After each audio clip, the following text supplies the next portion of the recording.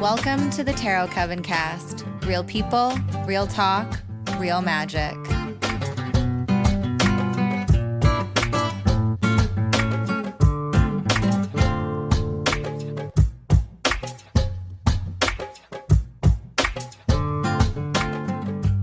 Hey loves, Jasmine here. Just have a couple of things to mention before we get into the show.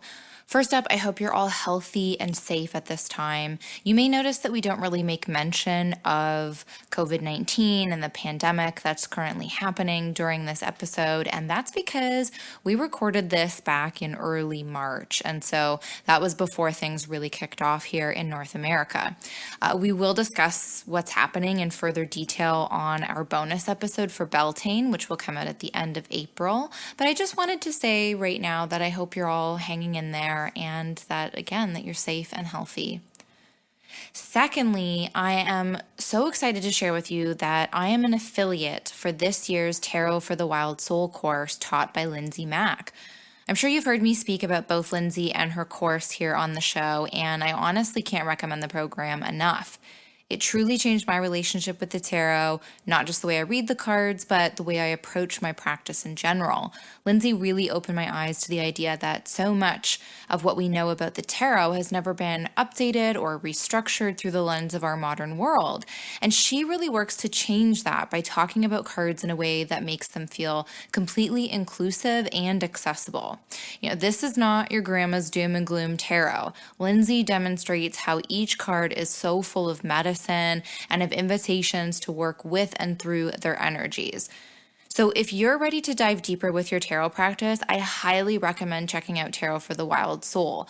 Registration is now open and classes will begin in May. And as a bonus, if you use the code WRITTENWITCH at the checkout, that's all one word, WRITTENWITCH, you're going to get a free 2-card PDF reading from me. Just remember to use the code WRITTENWITCH at checkout. There's going to be a handy dandy link in the show notes to make it super easy, and you will get that bonus 2-card reading.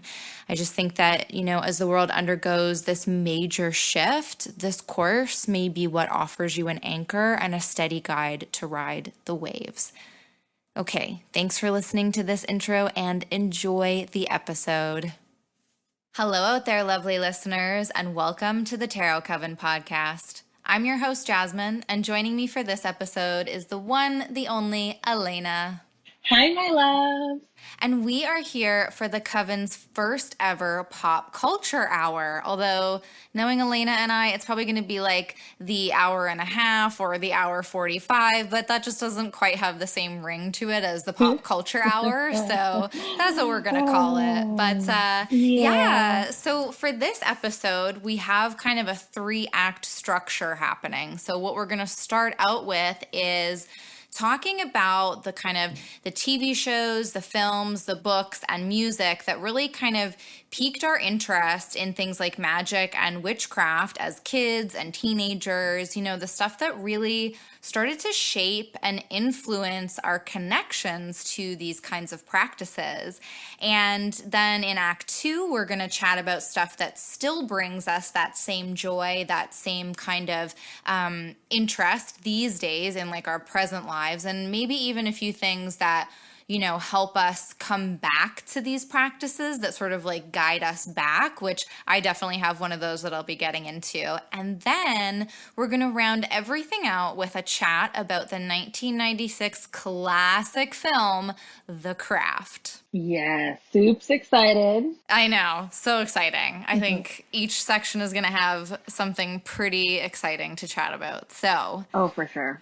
Let's get started with a trip down memory lane. Now, when I was creating my list for this first section about like childhood and teenage years, it became clear pretty quickly that there was like a lot of sort of background influence for me, sort of things that were beginning to build this foundation for little baby Jasmine to kind of get more acquainted with magic and witchcraft and all that kind of stuff. And then there were a few like main players that really stuck out that were like basically grabbing me by the shoulders and shaking me, being like, you need to pay attention to this. Like, does that make sense? Like, I've got like, so for example, like the stuff in the background was like the Addams family. Like, that's not necessarily a supernatural or witchy kind of film, but it is this Right. kind of thing where it's like, okay, you're allowed to be weird, you're allowed to be unique, you're allowed to wear black, and the stuff that Yes. kind of sets you apart from the crowd is kind of what makes you cool, you know? And Right. then there was stuff like the witches in Sleeping Beauty. Yes. So just watching the three of those witches like change the color of the dress, there was something about like just the colors that were going on and the way that they were working together, and they were definitely doing some kitchen magic and stuff, and that was all really exciting. Even like Ursula from The Little I Mermaid, love her. I right? just loved her. Fascinating. And same Like, as thing, much like as, all the yes. colors and yeah, go ahead. No, I'm sorry, because as much as No. like I love Ariel and I love the fact that like, I just love that movie in general, but I was always just so drawn to the magic of Disney, period, because I didn't really care about like the happy ending and if the, princess was going to end up with the prince. I wanted to know, why are they doing this magic? Like, I want to know what's going on. Yes. Like, I didn't really, care about the happy ending. No, not at all. And in fact, Oh no. looking back as an adult, a lot of those stories are pretty bullshit because it's usually about a woman being saved by a man. So that kind of sucks. Yes. So I think it's really interesting when, in particular, I mean, I know I had phases where I wanted to be a princess and that was very Same. intriguing to me. But when I really think back, it was like, yeah, it was the three witches that really stole my attention and Ursula. I mean, that song where she's like doing all of her stuff at the Yes. cauldron. It's like, it's Yes. so fun. And then, of Yes. course, there's the 90s version of Sabrina the Teenage Witch, right? That was just Oh, like, it's nothing like the Sabrina that we have today, but it was so much fun and so cheesy and quirky. But I that's what I love mean about, cheesy. same, right? And I mean, that was Right. just so much fun. But that's what I It kind of was. mean by like the background. Like, none of those things were like, oh, I had to be like those things, or I mean, with the exception of maybe Wednesday Addams, because I did really dig a double braid and like a black dress for a long time, but Oh, for sure. right? Such a And good speaking of look. Wednesday, my daughter loves her and was her for Halloween this past Oh, October. So, perfect. it was awesome. But do Such an you easy, remember? good costume. Oh yeah, totally. Like, and she has the attitude for it. So I was like, yes, perfect. Mm-hmm. Yes. Little Leo. Oh, I know. I know. But do you remember this show? I think it was called Out of This World. This girl had like these powers, and I think she was alien like. I'm not sure, but like she can freeze time, and I'm like, oh man, like those are the kind of Huh. powers I want. Like, and I can't like I remember watching the show, the episodes like religiously, but now that I'm older, I can't really remember exactly like what they were about, but I remember it's like this teenage girl and she lived with her family, but I can't remember now like how she came to that world, but she did have powers. So it's like any show or movie that had a young girl with powers like really drew me in. And there was another movie and it was this girl and she was kind of geeky and I can't remember the name, and I should know the name because I watched this like crazy every time it came on TV. And she meets this like witch, and the witch tells her, oh no, you've got this like, history of like lines of being a witch and all this stuff. And then she helps her discover her powers. Then she becomes popular and all this stuff. And then she just can like do all these things, and like change her life around. God, I wish I remembered the movie, but that was like, man, that was my movie. I mean, It it's helped me kind like, of reminding me of Sabrina, like the actual movie of Sabrina, because it's kind of yes. similar, but I guess it's more her aunts are like guiding her. But yeah, so many good things. I mean, the Out of This World thing is reminding me of a show called The Secret Life of Alex Mack, I think. And she used to like Yes. turn into that like silvery goo. Do you remember that, or like liquid or whatever? And like Yes. for some reason I think she was caught in like nuclear testing or something. But I mean, I remember it being a little weird how she got her powers, but it was fun to watch her get in and out of like sticky situations by being able to just sort of like transform into this weird liquid. Oh my God, I But remember that show. I would wait for that show to come on with my siblings and like I just love that actress, like in general. yeah, I always yeah. followed her after that. I think she was in the Babysitters Club, I think so too. Oh, I right? love that show. Mm-hmm. So like I love a lot of things like movies, books, and like TV and stuff, but I swear I'll forget the names. Oh, fair enough. But Yeah. I mean, especially when we're but talking about stuff from our childhood, right? But oh, for but that's sure. kind of what I mean. So there's all this background stuff that was like kind of just there and kind of starting to shape and influence all of that stuff. But then when I was making this list, when I was making these notes for our recording, two things like really came out like loud and clear. And one of them Mhm. was Sailor Moon and the other one was Ooh, Buffy. yes. And it's like, that's okay. So Sailor Moon was, I mean, it's all about kind of planets in a way. It's like each of the Sailor Squad represents a planet. So you've got like Sailor Moon, Sailor Mars, Sailor Jupiter, Sailor Venus. I thought that Mm, was the coolest thing. And the idea that each planet had their own power, I don't know, that was just so intriguing to me. And it was the first, I mean, I guess I paid attention to shit like that in school, learning the planets and all of that kind of stuff, but not, I was never so into it in that way that the way that right. Sailor Moon made me into it. Like became fascinated with the planets and what they were actually like up to. And then I remember that my mom bought me like a little kind of like, I think it was just like a little book and it was about being a Scorpio. And the thing that really drew Ooh. me in was the fact that I had a ruling planet. And so it was at the same time as me getting into Sailor Moon. And then all of a sudden I learned that, at least in terms of modern astrology, oh, I'm ruled by Pluto? Like, how cool is this? And then I wanted to know everything I could about Pluto. And of course, there's no Yeah. Sailor Pluto until like future season. So that always really bummed me out that there was no like Sailor Squad member to sort of represent me. But anyway, did you ever watch Sailor Moon?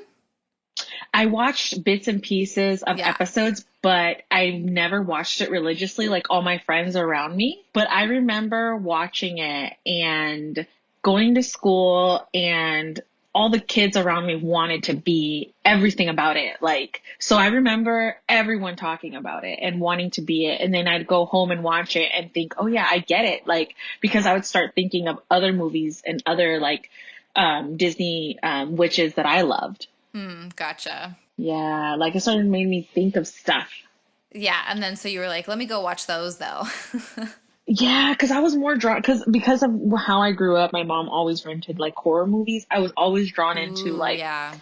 I know I was always drawn into adult like movies and adult shows. Oh, fair Um, enough. so like an anime, I respect anime, but I could never really get into it like my brother did. My older brother, totally still to this day will like, yeah, totally into anime. But for some reason, like it never drew me in. I mean, there had to be some sort of special mixture of me thinking that the planets were fascinating, but also the fact that it was women kicking ass that actually Fuck let me yeah. get into that show. Because same thing, like I don't have a problem with anime. I totally respect if you're into anime, but it's not really my jam either. So it's definitely like it's the only show that I've ever religiously watched, let's say, that was anime. Hmm. So it has to be those other like magical elements that really drew me in. But Yes. I'm gonna guess that you watched Buffy though. Oh God, the movie I did and the show, but the movie was what really got me like into Interesting. women kicking ass, Yeah, yeah, like yeah. you say, because I was like, oh yeah, if that ever happened, that's me right there. I'm gonna be the one learning how to stake these motherfuckers because I always knew like that there could be something like not vampires, but you never know, like some kind of apocalypse. I don't know, like Sure, because sure. you know, but I always thought in my mind, I always questioned it. So that movie drew me in. And then when they made the show, I was like, yes. That's wild. I think so. You're like the second or third person that has told me how much they really enjoy that film. And like, Hmm. I didn't see it until, I don't know, maybe like season 4 of Buffy was on. Like, I knew Uh-huh. there was a movie, but it wasn't my entry into that world. So it just doesn't hold the same place, I guess, for me. Like, all my love is for the show. But I mean, I Got totally it. get it. The movie No, came out that's totally first. So you fair. probably, I mean, most people probably saw that first, anyways. But yeah, I mean, Fair. just watching, I mean, you're so right. Seeing this like one woman that was just totally in control, totally a leader, really kicking ass and just like not caring about what other people thought. And I mean, that was really inspiring, really uplifting. But there's something about Willow and Tara doing their Wicca and witchcraft shit together that was just, I Willow. mean, if the heart eye emoji was real, it would have been me while watching those two just like geeking out over magic and stuff. And God, I love Willow. yeah, As much as I love Sarah Michelle Gellar, I've always wanted to be like Willow, like, because I was different. I wasn't like, at the time I was growing up, it was always about the pretty girls, the pretty skinny girls on of TV course, yeah. that were super popular. And I'm like, no, bro, I don't want to do that. Like, that's not my jam, you know? I like to be weird, and that's just how I grew up. And so, I was afraid to talk about magic and Wicca because people I thought around me were going to think I was weird because no one Oh, really same. around me, yeah, no one really around me was talking about horoscopes or talking about witchcraft. And when I would bring up horoscopes, it was always like, oh, how do you believe in that crap? Like that doesn't even sound like me. How, all this kind of stuff. So I never really had anyone to relate to about it. No, me neither. I mean, I know like my mom has always been into that kind of stuff. Yeah. And she's definitely the one that like I said, she gave me that little book about being a Scorpio. So she's definitely the one that told me I was a Scorpio and probably even Hmm. introduced me to the idea of what a horoscope was. But in terms of friends, I mean, yeah, I had other friends that were into Sailor Moon or that were enjoying Buffy, but I don't know if it was the same way because we never had those conversations. Because even though I had seen things like the Addams Family and felt in my heart that it was okay to be weird, I don't know how much of that I showed at school. You know, at home and on the Mm, weekends, sure, I think I was more myself, but I don't know same, how much of that same. I brought into public space. I couldn't bring it out in my public space because of where I grew up. It was Right. very like, yeah. So, but I remember just wanting to talk about it. And now that I think about it, my mom was the one who really introduced me to not witchcraft, but horoscopes. And I'm pretty sure there might be some listeners who know about Walter Mercado. If they're Hispanic and they grew up with having the Hispanic channels on all playing all day, there was this man and he was like this. He always had on like this makeup, like he always had on this clean face and he always dressed like a gypsy kind of, and he would tell you your horoscope and he would go each one by one. And, I would always be like, okay, what's he going to say about Sagittarius? Cause my mom was the one who told me I was a Sagittarius and I would wait for it. But he would say all this adult shit. Like, of course I'd be hella little, not like thinking I'm going to fall in love with whatever sign he was going to say was going to Of come into my course. Yeah. life. Yeah. And I took that shit to the heart. But, but yeah, that's the main guy that got me into, being a Sagittarius. And then I had one friend that I met in junior high who till this day we're still friends, but she was the one that was all about horoscopes and all about witchcraft and candles and stuff. So that was the only friend that I bonded with. Oh, but that's so cool that you at least had that one friend though, you know? Like so many, I mean, I didn't have any friends like that. Like it's not until adulthood that I have any friends that are into this kind of stuff. And I have to admit, I Ugh, think it's because I mean, I myself kind of was distancing myself from that kind of thing because it wasn't cool and I was very right. much the kind of teenager that was concerned with being cool and fitting Same here. in, and so I really let go of a lot of things that, Me too. I really wish that I hadn't. Like, I hear so many interviews with people who are, reading tarot, or they're astrologers, or they're doing some kind of, or they own stores that are, kind of like metaphysical shops, stuff like that. And so many of them remember really getting into it at like the age of 13, or 16 or 18 or stuff like that, right? And Mm. some part of me wishes that I hadn't sort of turned my back on all of these things that were so fascinating to me, just so I could like fit in and be liked by boys, but I know, it's so such is life as a stupid. teenager. I mean, yeah, looking back, it seems Pressure. so hella stupid, but you don't realize that, I think, when you're, You don't, because you're under so much pressure. Like for me, yes. if you didn't wear a certain brand or shop at certain stores, they would make fun of you on the bus to the point where like you would get your ass kicked. And I've Yeah. seen it. I saw it daily. I saw it weekly, people getting picked on, and like if you didn't sit on a certain spot in the bus, like forget about it. So I put away the love of the weird Yes. stuff that I liked, and I focused it on wearing the right Jordans, wearing the right jeans, all because I didn't want to get my ass kicked, which is Yeah. stupid as fuck. And it's exhausting. It is exhausting Very. to live up to somebody else's idea of what's cool. And I just have so much respect and so much love for all the little weirdos out there that just stayed weird and just didn't Hell yeah. care and just like stayed true to themselves. Like, way to go. Yes. Good on ya. Hopefully Yes, you you can guys are my inspire other, heroes. yes, right? And hopefully they can inspire Yes. other people to just do the same, to just be you, because Yep. man, it is a lot easier to just be Yep. yourself. Be weird. Just be respectful, but be weird. Well, yeah, I mean, yeah, Yeah. definitely. I mean, don't be a dick about it, but Right. Right. yeah. For sure. Right? Well, so that's kind of all I've got from my childhood and teen years. What about you? Anything else that comes to mind that really started to get you interested in sort of witchy magical stuff? Yes. Now, because like I said, these weird movies like that I would come home to Mm-hmm. watch too. Yes. There was this movie, and I know we were talking about it earlier in the week, and I couldn't remember the name, but now I figured it out. It's called Witchboard, and I think it came out in the 80s. But my mom used to always rent horror movies, and that was one of them. And it was about this Ouija board. And, of course, it haunts these people. I can't really, it was in the 80s, so I need to have to find it or remember it. But I was like, that's what I want to do. I want to play with a Ouija board. Mm-hmm. I want to know, like, if, I want to know, I know there's something there. Like, obviously they wouldn't make these tools. They wouldn't sell them if you couldn't like connect with something, that's there.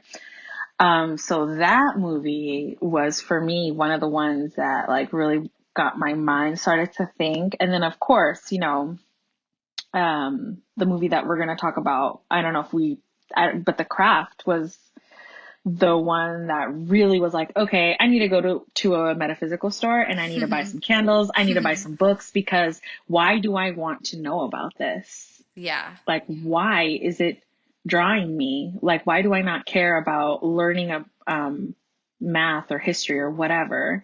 I want to learn about the history of witchcraft. That's so interesting that you phrased the question like that. I love that. The fact that you were like, I need to go and find this book. I don't really even know why yet, but I want to know why. Like, I want to know Oh where yeah, this feeling is coming from. That's it's super true. insightful. I love that. Thanks. Yeah, no. And then now that I'm an adult and I'm hearing stories about my family, I'm starting to realize that it's always been within me.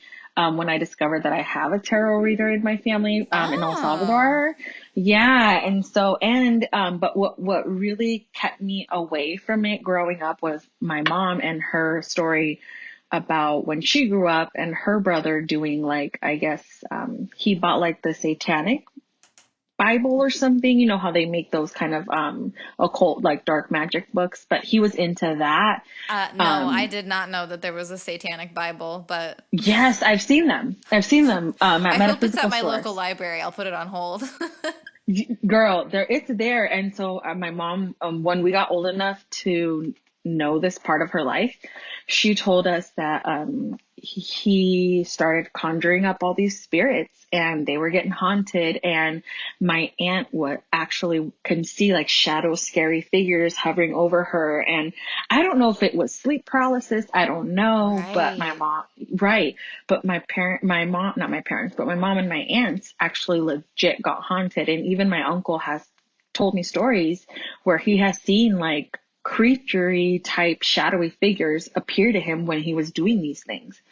And so my Oh, mom would, yes. So my mom would always say that this shit was real, that there was a devil, that there was demons. And so growing up, I thought there was shit like that, right. but it didn't scare me. Like I did not care. And I wanted to know why I did not care.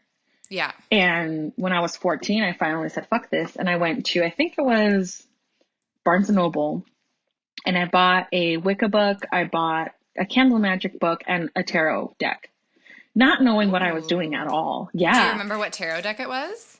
It was the regular, Just like a Rider classic Waite writer. Smith. Yeah. Yeah. Now that I think about it, I think it's like the basic one that, Barnes and Noble sells now. I'm wanting Gotcha. to say, yeah, because it came in the box and everything, but I didn't know what I was doing. I was 14, you know? Sure.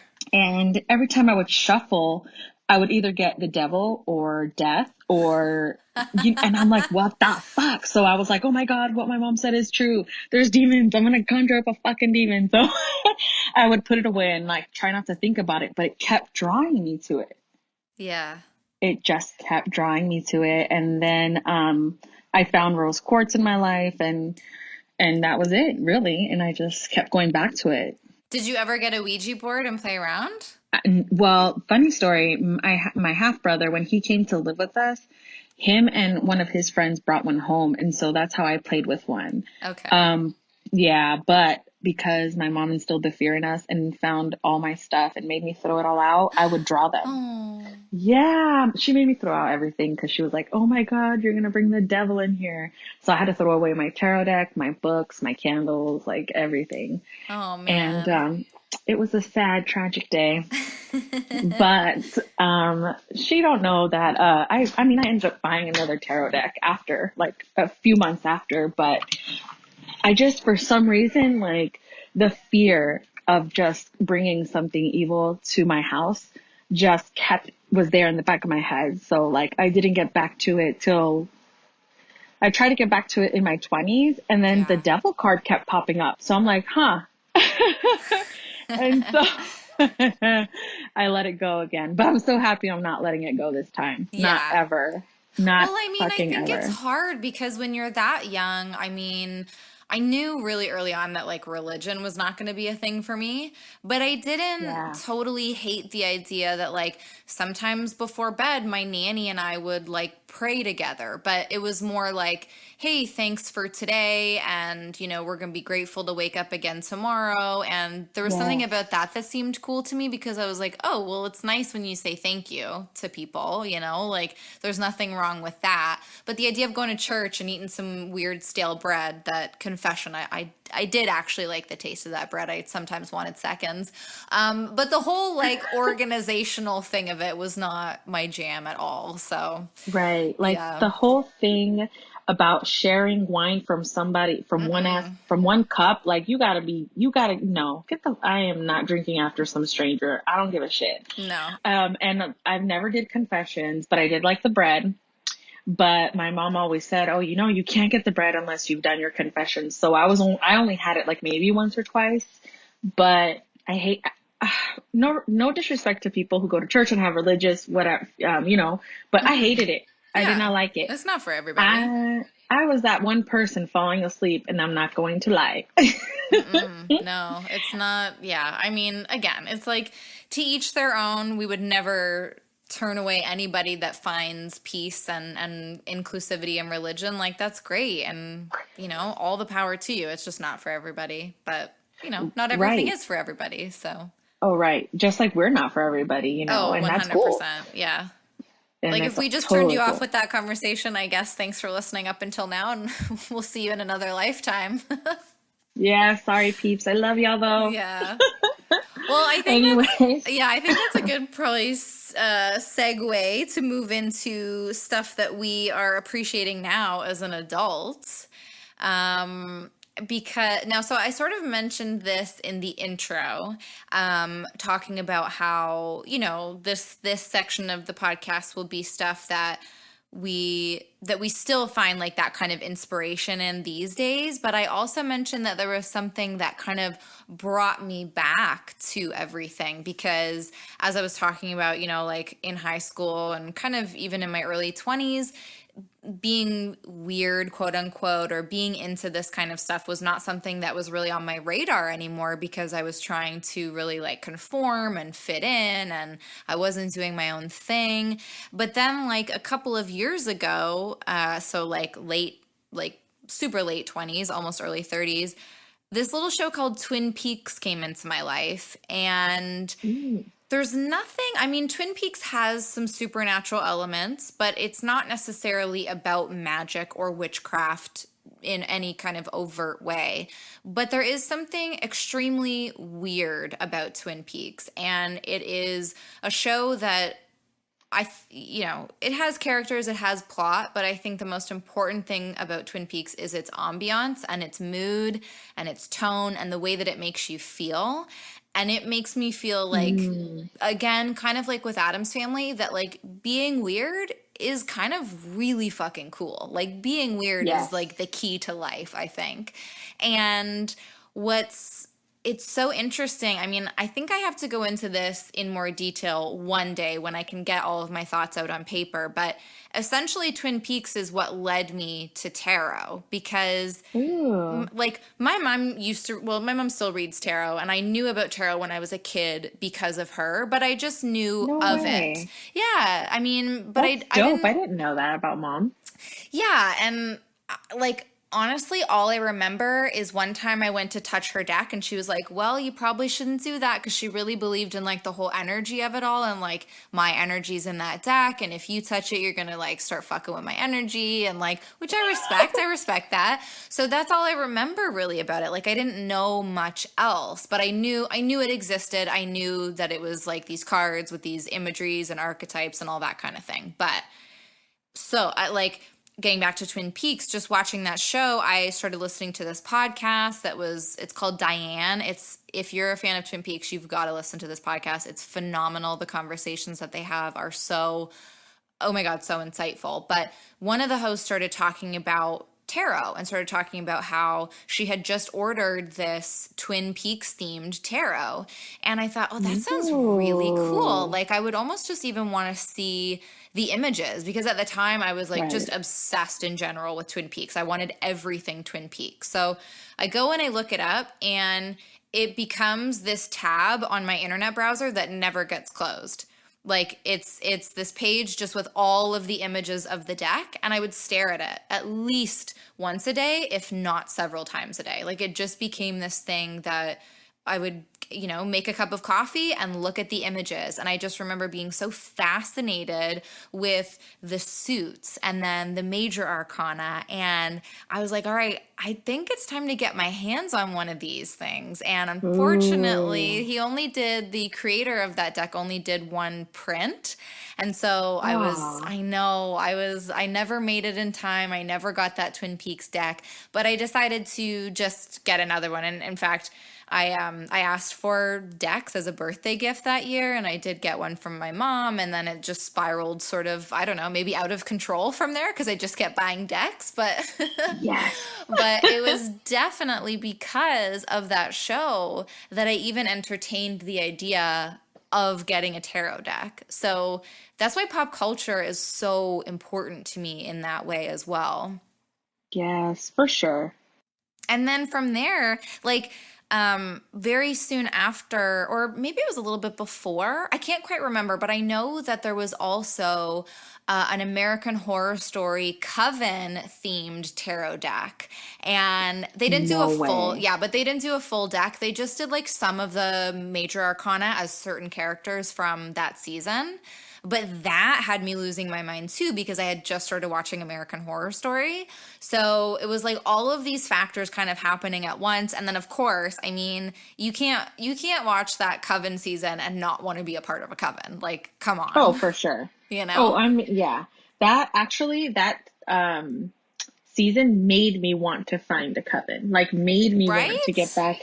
Yes, like it made me want to get back into witchcraft and tarot and all that stuff. Same. So, Like it was those yeah, two shows combined that really was for like the sure. road back for me.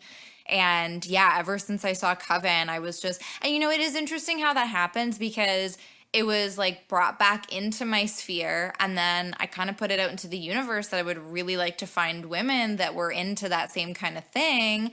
And then lo and behold, like I find like you and Jessie and Jekanovia. And then if you guys know me from my other podcast, Damn Fine TV, like I found Mel's through TV, but one of the things that we really connect over is American Horror Story. So it's like, I don't know. I Oh think my people are gosh. funky about if you have a spiritual practice, oh, you can't be into television or like, it's like That's it's BS. kind of below you to be into that kind of stuff. You have to be Right. pure and like yada yada yada. And I'm like, And you can't mm-mm. cuss. And I'm like, no, you know what? Exactly. I'm going to Yes. say motherfucker and I'm going to post a Jesus meme. I don't give a fuck because that's who I am. And if my soul's calling me to do it to make someone else giggle, I'm going to do it. Of course, yeah. Well, so there's just two other shows that I wanted to mention, and then I've got a couple of like, I've got some music and some books that I also wanted to bring up. But for anybody looking for more shows that will kind of really get the tarot and astrology nerd side of you like really excited, I definitely recommend checking out The Magicians. Oh, I I I've been know. watching this. I think it started in 2015, and I mean I've always liked stuff, anything that was supernatural. I mean vampire shit and all that kind of Yep. stuff. Like it's always going to pique my interest. But I've recently started to do a rewatch, and something I never picked up on was that this show is really interested in the moon and astrology. And it talks about this thing Mm, called, like, for magic to work in this world, it is based on circumstances, which is essentially what's going on in the sky and where the planets are. And they don't like, some of it is overt and some of it isn't, but it is absolutely, it's so interesting to watch now that I have more knowledge of these practices and see how it's really shaping how magic is done in that world. So I think people will enjoy that. And then there's another show mm, called Dark on Netflix. It's a German show, but you can watch it. There's subtitles. They've also dubbed it, and it's not bad. Like the dubbing is probably some of the best dubbing I've seen. But it is really about like there is time travel involved, but it is really about living in a cycle and living in a spiral and kind of dealing with that way of living. And it asks you some really, or it kind of forces you to ask yourself some interesting questions about time as a concept. And I think that people who are into tarot, astrology, witchcraft, they're going to get something out of that too. So, what are you watching these days that kind of keeps you interested in this world or that you're like seeking out maybe because you're into this kind of stuff? right now, I am not watching, I don't think I'm watching anything really that's keeping me into like my spiritual practices because I'm always like reading something or like watching videos on YouTube. Oh yeah, fair But, enough. but, Well, if you've got music um, or books instead, then let's chat about that. right. Well, like, yeah, cause I'm not really, I don't know if it's really witchy, but like I've always like liked books on, just like transformation and just people's journey. But and I'm sure you've seen The Becoming Supernatural by Dr. Joe Dispenza. I So haven't. I just started picking it up. Like I bought it a while back when Hay House had a sale. Oh yeah. But I just started picking it up again last night, and yeah, I need to finish it. Like it's just talking about transformation and how his synchronicities, his like visual, like he had this dream where he was like teaching about his spiritual practice, and then I guess it came true, and how he had this vision where this woman was talking about how he helped her, and then I guess like now it's all coming true. So it's like, I'm like, I need to, yeah. So I'm like, I like this kind of stuff, like, because I want to know more about law of attraction. I don't know, I'm stepping into it, but I want to know more of it. But that kind of stuff intrigues me. Like spell, you know how you read about spell work with words or journaling? Like that is what interests me. So I think that's why I've been kind of closed off to TV shows right now. Yeah, fair enough. But what does get me back into it, like when I'm really feeling witchy, and I know it's been on forever, but I always go back to Coven. Like I always go back to AHS, or I always go back to The Craft. Because I don't know, it just calls to me. But I know you have talked to me about The Magicians, and that is on my watch list. Like I know that's, but now that you brought it up, now that you brought it up, like I definitely want to get back into it. And I know that there's been other shows recently that I've watched, like, do you remember The Secret Circle on the CW? No, what's that? They only had one season. But it pissed me off that it didn't come back. But it was like, and you'll know the characters because the girl from Vampire Diaries, and then isn't it? She was actually from you know how they did the spinoff? Oh yeah, Vampire Diaries. Yeah. What was that? The spinoff? And then she's the werewolf. Yes, the originals. The girl that's the werewolf. The blonde. No, the brunette.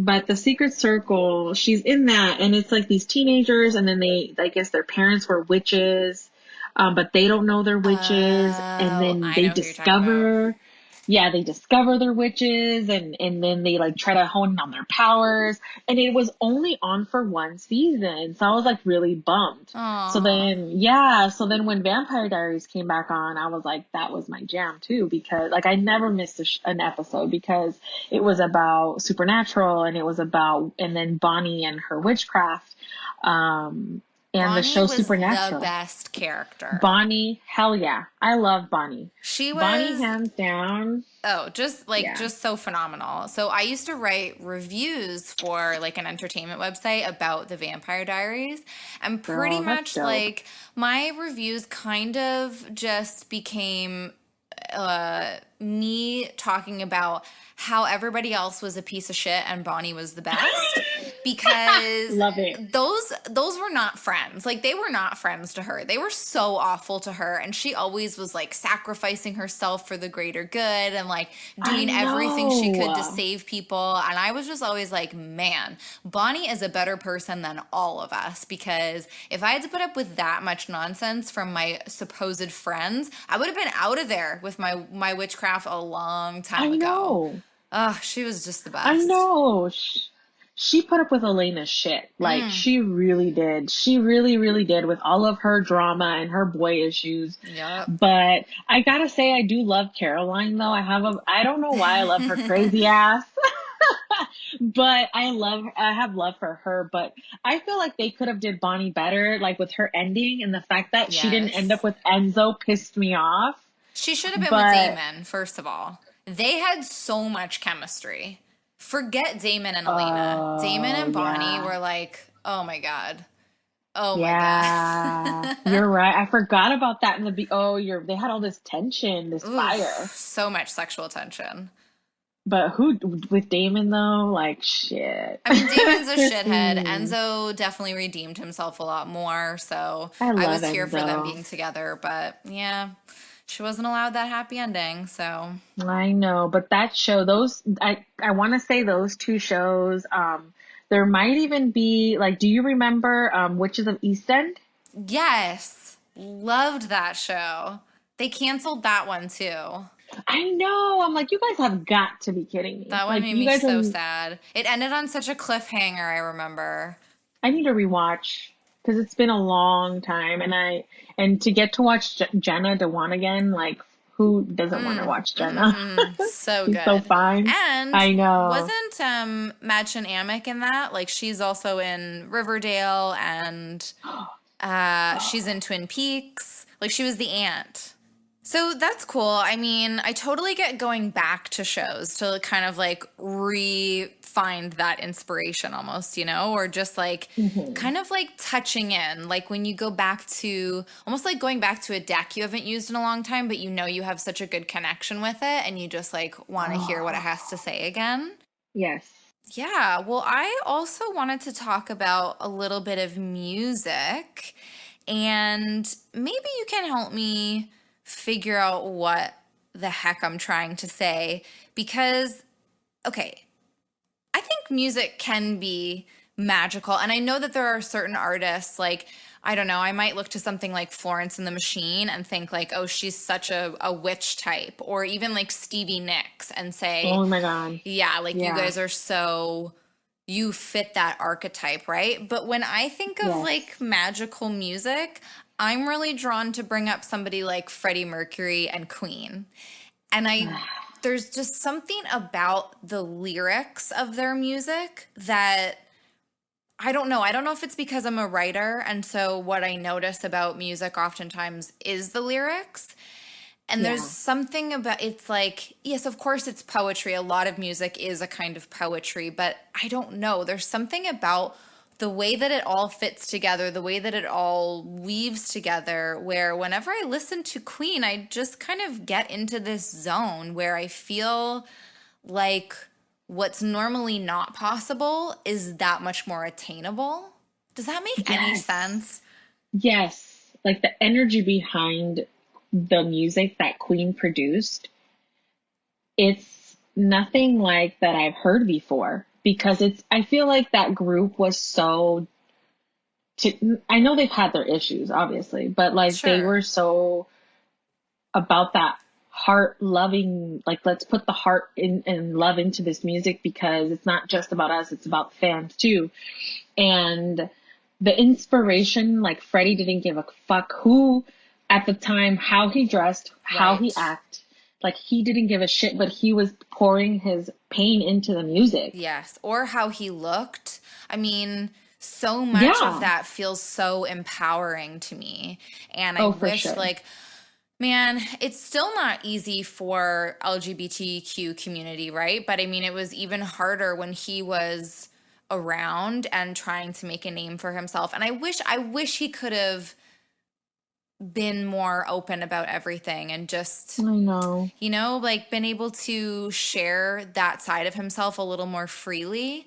But yeah, you're so right. The fact that he just didn't give a fuck and was just pouring everything of himself into making that music. Right. And I'm not saying artists now and after don't do that, but no. I don't know. It's and you know, we hear other artists' tragic stories and they make their comebacks, but I just feel like Freddie never really got his comeback and like he didn't get the chance. You know, and the lyrics to his songs just get me. Yeah, and I always felt a connection to him. And then the fact that when I got my dog and his name just happened to be Freddie Mercury Krueger, I'm like, what? I'm like, this cute. Is I know. I'm like, this is just too much. This is too much. So I've actually fell in love with Queen because I had a soccer coach that was obsessed. Oh. And that's all he would play during our hard games, like when we would have to play like tough opponents. That's the music that he would play to get us going. So I fell in love with Queen like at the age of, I want to say like 11 or 12 is when I fell in love with it. Yeah. Well, what's so funny is that like I'm just getting into them for like the first time, but listening to their songs, I realize I've known a lot of them my entire life. I just didn't know that it was Queen.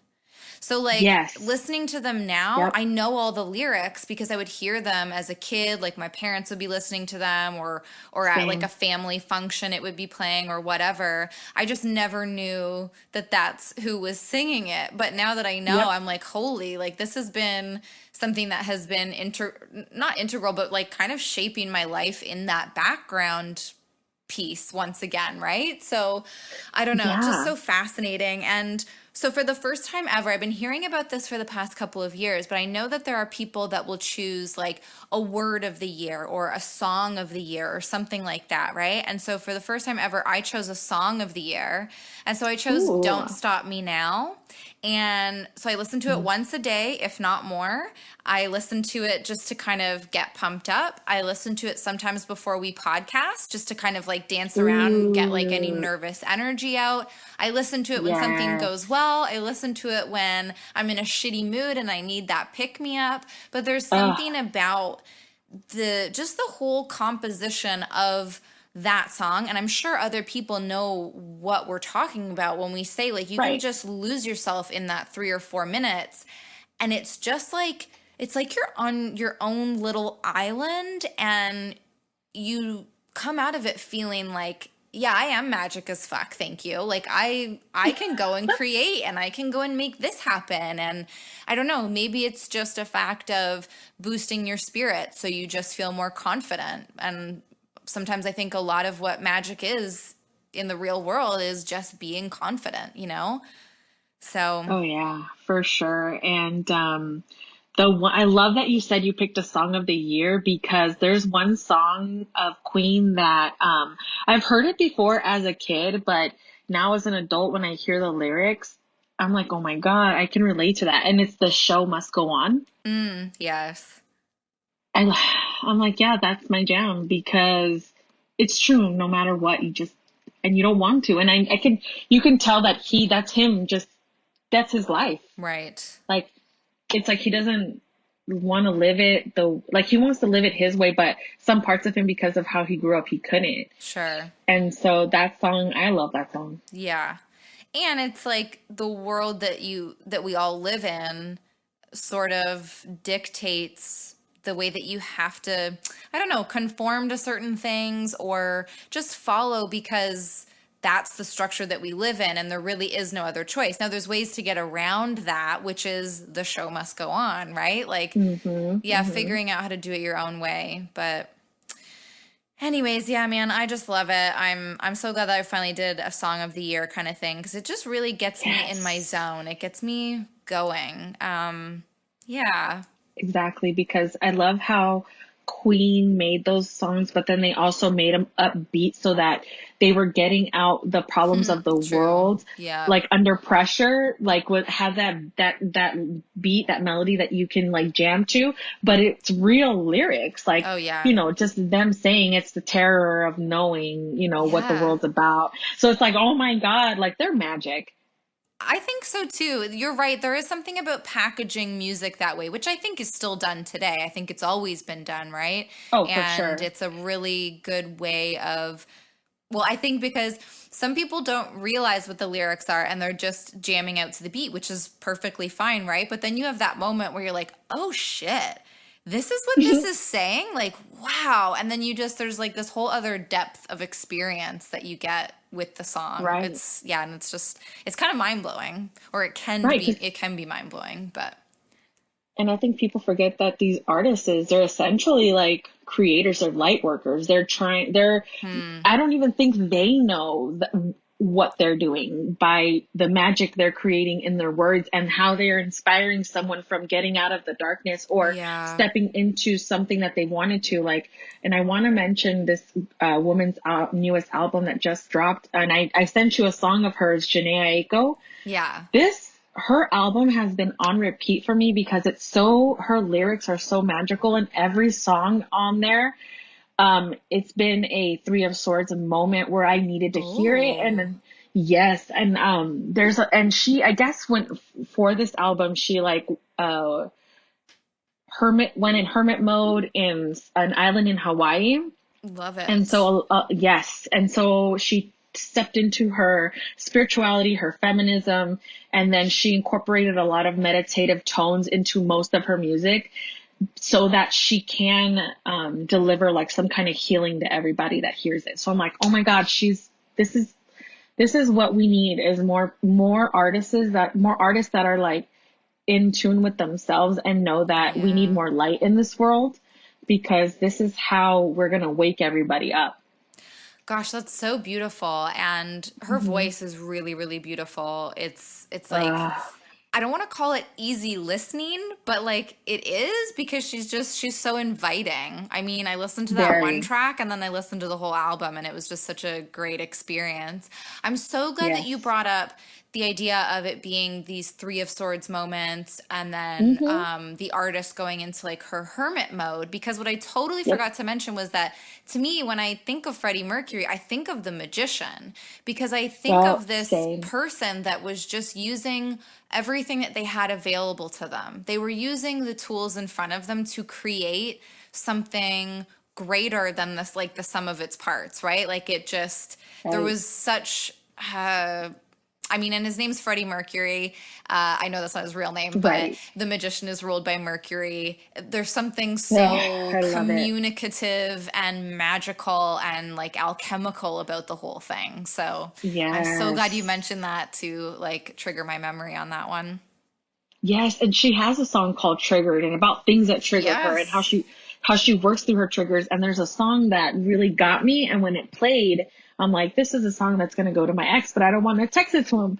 But I don't know if I want to record this because it's making me emotional, but it's that song, Pray For You. Yeah. Because that's the song that's my forgiveness song. Oh, that's beautiful. So that's the Three of Swords song for me. Yeah, and so makes sense. Yeah, so because, losing the one person in your life that you knew you had that love connection with is hard. And I know there's a lot of listeners that know that, and it's okay. You can play this. I don't give a shit, because it's who I am, is just being emotional and just, thanking people for letting me be emotional, because this is truly who I am. But that song, Pray For You, is just exactly the song that a woman needs to say to a man to let go of that. They don't have to stick to that like heartbreak energy, like sometimes if shit doesn't work out, it does not work out. Yeah. And you just have to let it go, and that's just, and I'm not saying that my ex was a terrible person. We just both came to an agreement that it's just not going to be, but it's just songs like this that are magic, that hit you so hard that you need to hear in the moment. Yeah. And that's what these artists do for me. And I think there's something really beautiful about the fact that it has struck such an emotional chord with you, and it's helped you. I mean, it sounds like it's kind of helping you heal in a way. It's helping you move through. It's helping you put words around something that was otherwise just a feeling, right?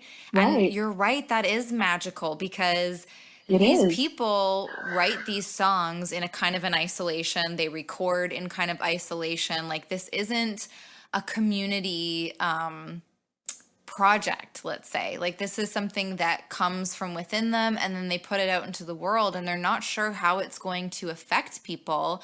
But the fact that it's affected you in this way, there is something really magical about that. Oh yeah, like I totally can. That was like the final healing point. Like, I'm like, okay, this is exactly the words I needed to get out, but do I send it to him, or do I not? I kind of want to, I mean, it's just hard, Maybe like. It's just for you. It seems like I think it's just been a beautiful gift for you. Yeah, and I'm going to leave it at that, I mean, because that at the could end change, but Right. Sorry, listeners. You just my got gosh, a raw, real listen of me. But you're not sorry. Do not be sorry. Thank you for sharing that with us. Oh, you're welcome. You okay? Yeah, I'm good. It's just, it's tough. Man, when stuff hits you like that, it's, oof. That's why, I mean, you're braver than I, because there are certain parts of shows that I will not bring up because I know I'll just be crying. I'll be a mess. I don't even know if I could collect myself. So Oh, believe me, I'm trying. Like I had to open my door up and get some air because Yeah, let some and look energy and look in. Yeah. out. Yeah, look out at the trees because that was intense.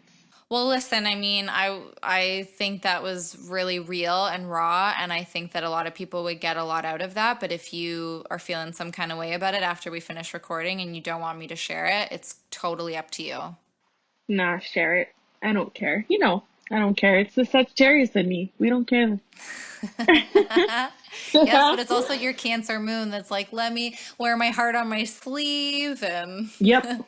Yep. It really is. It's that yeah. Cancer. Yep. Well, listen, I got something that I think will help you shake off this energy and move into something else. Yes. What if we talk about that 1996 classic film, The Craft? Oh, hell yeah. Let's talk about it. Okay. So I have to set this up. Like, before we dive into a full discussion about it, I have to give some real talk here. So I have never seen the movie before yesterday. Never, not once, have I seen this movie until yesterday. So I was 32 years old when I saw The Craft. And it is a point of, or it has been up until now at least, a point of kind of like shame for me in a way. So to the point where people would talk about The Craft and I would be like, yeah, man, I love that part too. That's wild. Like, oh, me? Oh, I'm such a Bonnie. But I had no idea what I was talking about. No idea what those people were talking about. No idea what a Bonnie was.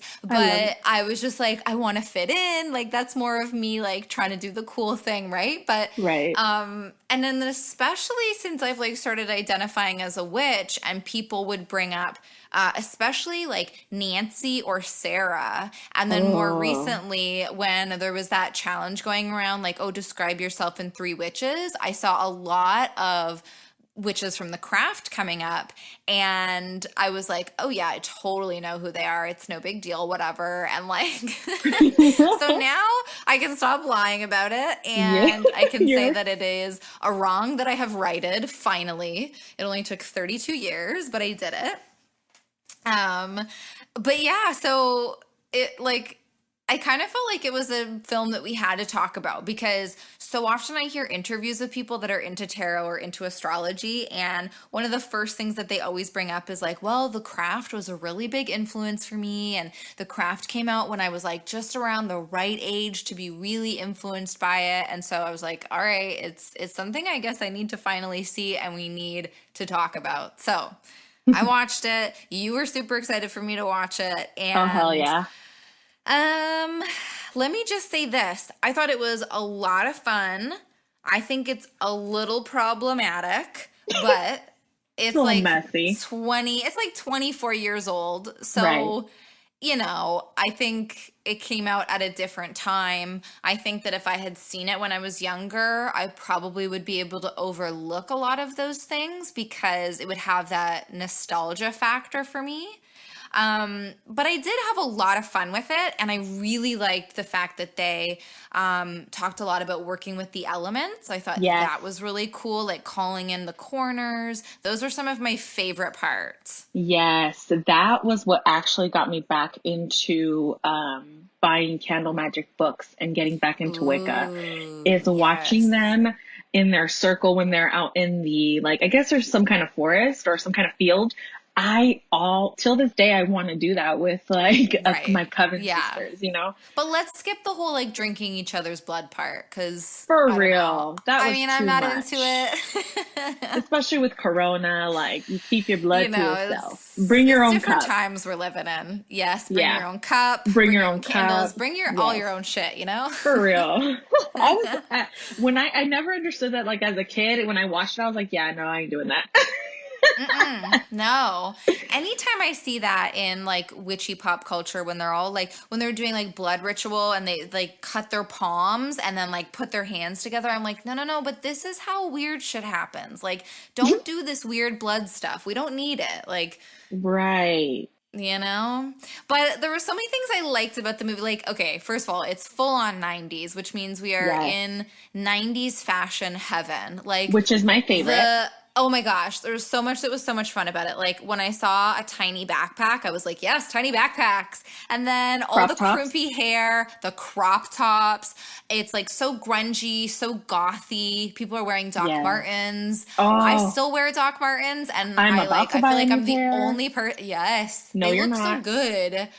Yes, they do. But anyways, it was lovely to see this fashion. I particularly was in love with Sarah's like long sweater jacket kind of thing. But it was also kind of a dress. I don't know. I was very in love with it. All the plaid. Ugh, the big pants. Those dudes wearing those big pants. Oh my goodness. Yes, I And actually dated someone with those pants. Oh, like just the best. I Yes. mean, it's just it's a look. It's the 90s fashion look. I just love it so much. It's like a cross between I don't know. There's a part of it that's like 70s in a you way.